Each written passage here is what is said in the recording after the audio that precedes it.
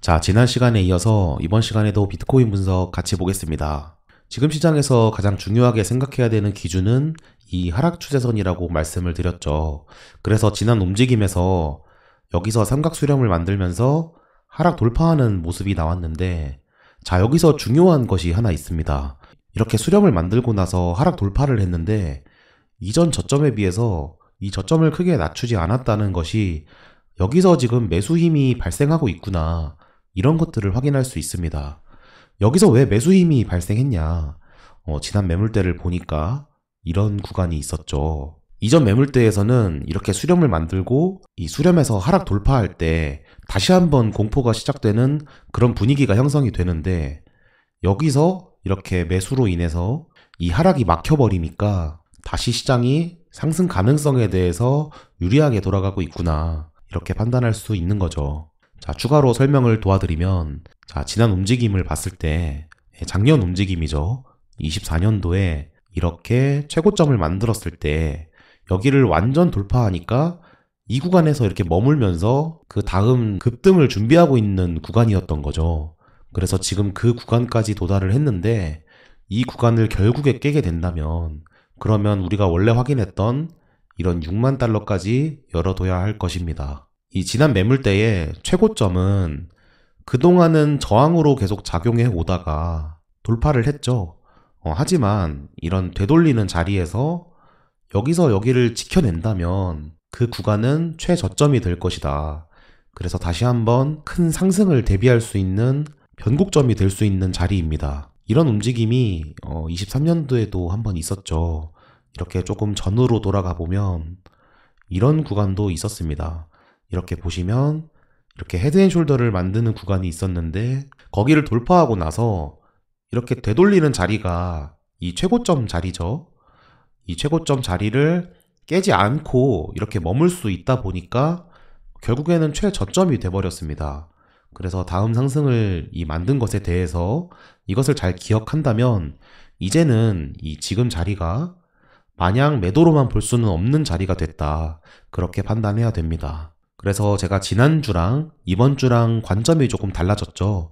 지난주에서는 이렇게 추가 하락 가능성을 계속 예측하고 있었지만 이번주가 돼서 움직임이 좀 나와 보니까 여기서 처음으로 매수 신호가 발생했다, 그렇게 판단을 바꾼 겁니다. 자, 그렇다면 지금 매수를 하면 될까? 그건 또 아니겠죠. 단기적인 추세에서 그럼 지금은 어떤 자리인지를 살펴보겠습니다.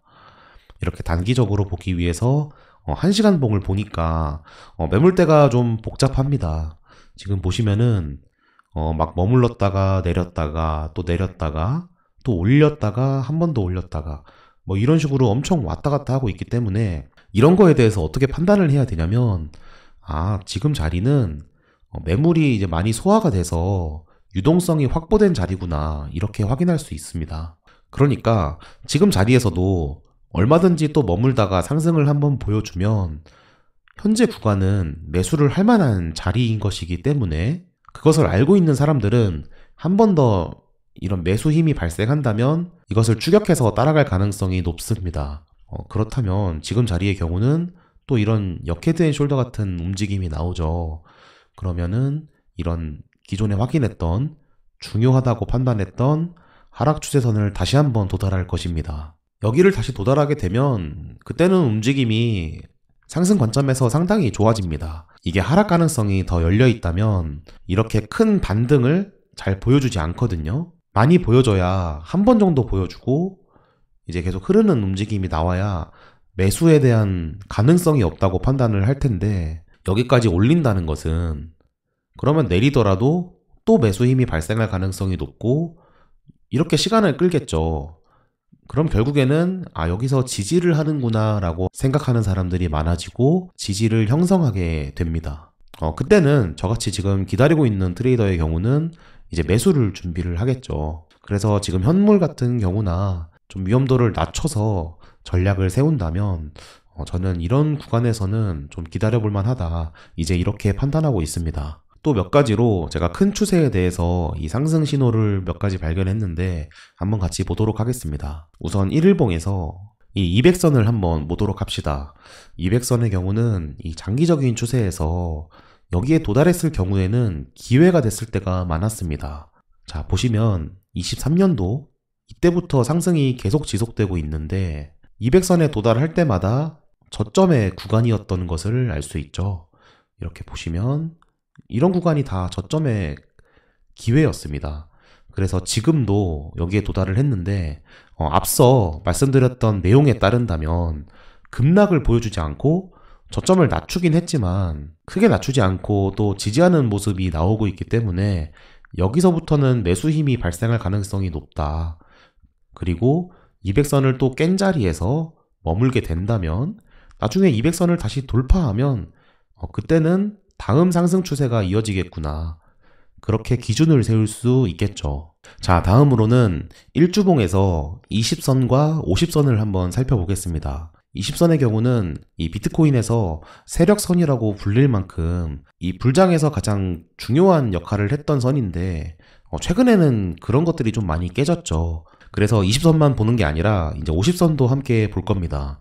왜냐하면 이 최근 움직임에서는 또 50선의 영향을 받고 있기 때문에 지금 자리도 50선을 깨지 않고 머물 가능성을 보여주는 자리가 됐습니다. 그래서 마찬가지로 앞서 1일봉에서 200선을 본 것과 마찬가지로 지금 주봉에서는 이 50선에서 머물고 있기 때문에 뭐 이런 반등 정도는 기대할 수 있는 자리가 아닌가, 그런 것들을 또 확인할 수 있는 자리가 되었습니다. 그래서 이런 가능성도 마찬가지로 지금 계속해서 매도를 보는 게 아니라 차라리 거래를 잠시 멈추던가 아니면 상승 가능성에 대해서 전략을 세워보는 게 좋겠다. 이렇게 판단하는 게 위험도를 낮출 수 있는 트레이딩 전략이 될 거라고 생각합니다. 자, 마지막으로 이제 월봉을 보겠습니다. 월봉의 경우는 어떤 걸 보면 좋냐면 저는 이 월봉을 볼 때 이 캔들에서 음봉이 몇 개냐 또는 조정을 몇 개월 정도 받고 있냐 이런 것들을 확인하는 편입니다. 지난 움직임에서 이렇게 강한 양봉을 보여주고 나서 계속해서 지금 조정을 받는 것이라고 할 수 있습니다. 그래서 이 조정받는 기간을 보니까 양봉 이후로 보면 하나, 둘, 셋, 네 번째 지금 4개월 동안 조정을 받고 있구나. 그래서 과거를 보면 4개월 정도면 이제 지루한 움직임이 시작되거나 아니면 지루한 움직임이 거의 끝나가고 있구나, 이렇게 판단할 만한 기간이 되거든요. 뭐 21년도도 마찬가지죠. 하나, 둘, 셋, 네 번째에서 조금 양봉이 나오고 그 다음에 이렇게 반등을 보여준 것이 지금도 이렇게 내렸지만 아마 4월이나 5월쯤부터는 다시 한번 또 반등을 할 수 있는 기회를 볼 수 있지 않을까.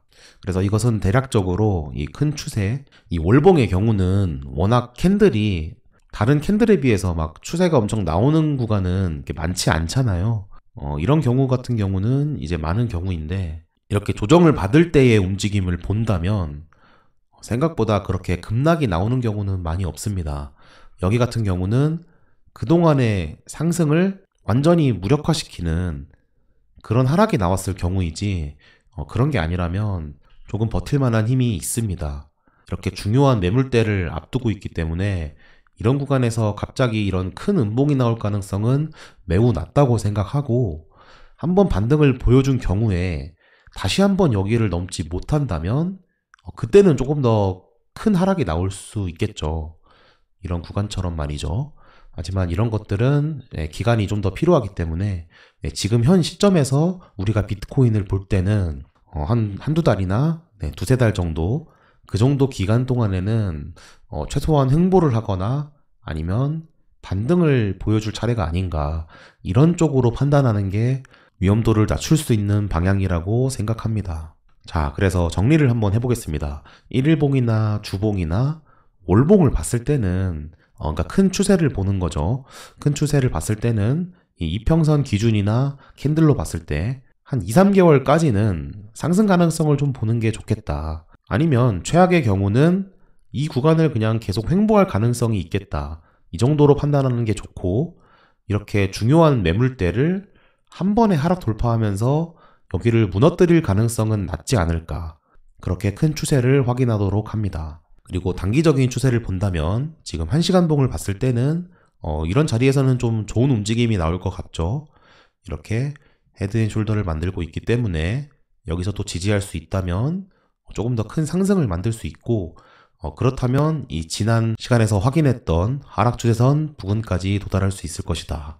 그리고 그렇게 도달을 하게 된다면 이것은 이 구간에서 횡보할 가능성이 높아지거나 아니면 조정을 짧게 받고 추가 상승으로 인해서 그때는 이제 이 하락 추세선을 상승 돌파할 수 있는 기회가 아닌가, 그렇게 정리하도록 하겠습니다.